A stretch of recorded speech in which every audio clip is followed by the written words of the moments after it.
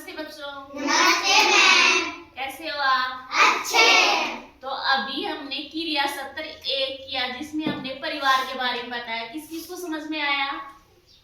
सभी को आया? Yes, अच्छा, अब हम क्रिया सत्र दूसरा कर रहे हैं जिसमें एक कहानी है कि मेरी स्कूल का पहला दिन। तो आप जब स्कूल में पहले दिन आए तो आपने क्या क्या किया? दोस्त बनाए? कितने बनाए?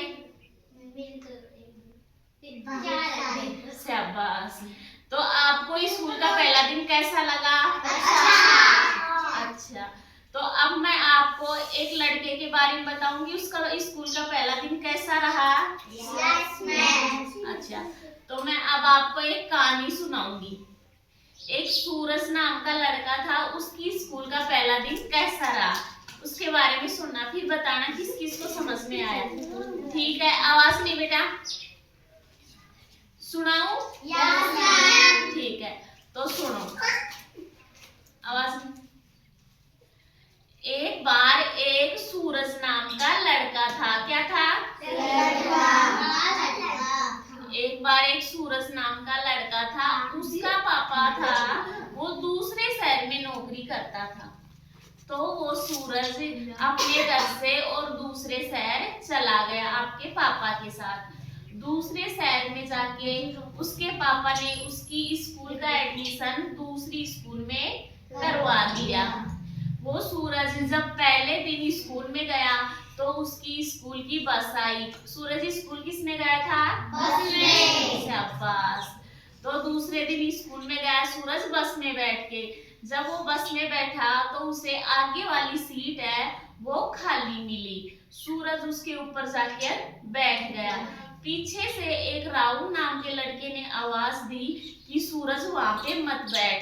तो सूरज ने पूछा कि क्यों ये सीट खाली है, मैं इस पर क्यों नहीं बैठूं? सूरज को किसने आवाज दी थी? शाबाश। तो राहुल ने उसको पीछे बुला लिया।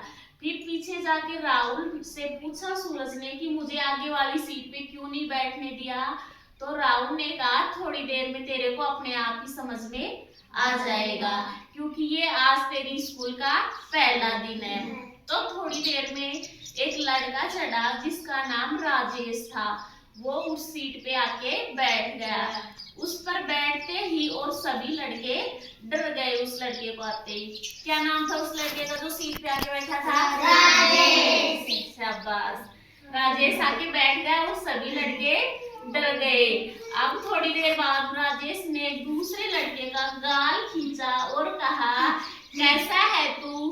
तो वह लड़का डर गया और उसने कहा मैं ठीक हूँ राजेश भैया।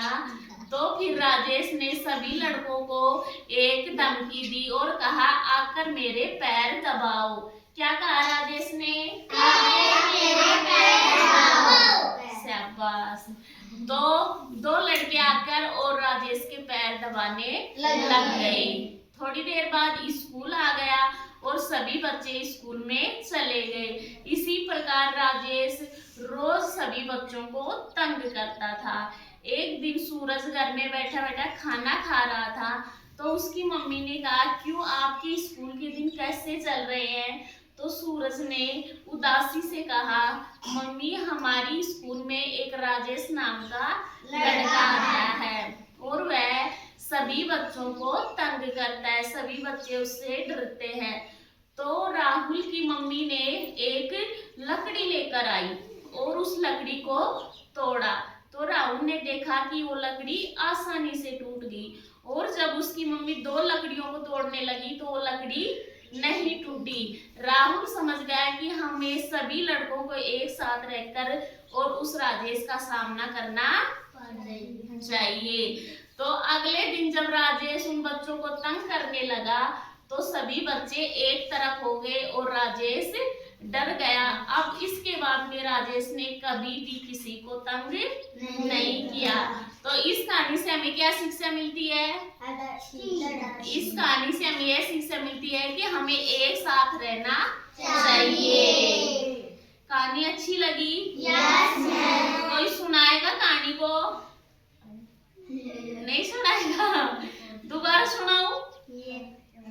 अच्छा मैं दोबारा सुनाती हूँ। अच्छा सुनो, फिर याद हो तो मेरे को बताना कौन कौन सुनाएगा, ठीक है? अच्छा मैं पूछती हूँ, मेरे को बताओ स्कूल में पहले दिन कौन गया था? शाबाश। वो कहाँ से, अपने गांव से और कहाँ पर गया था? शाबाश। और जब वह स्कूल में किससे गया था? आवाज नहीं बेटा। बस से गया।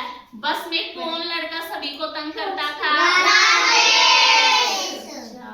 और राजेश से सामना करने के लिए उसको किसने शिक्षा दी? मम्मी ने। शाबाश। कहानी सबको अच्छी लगी?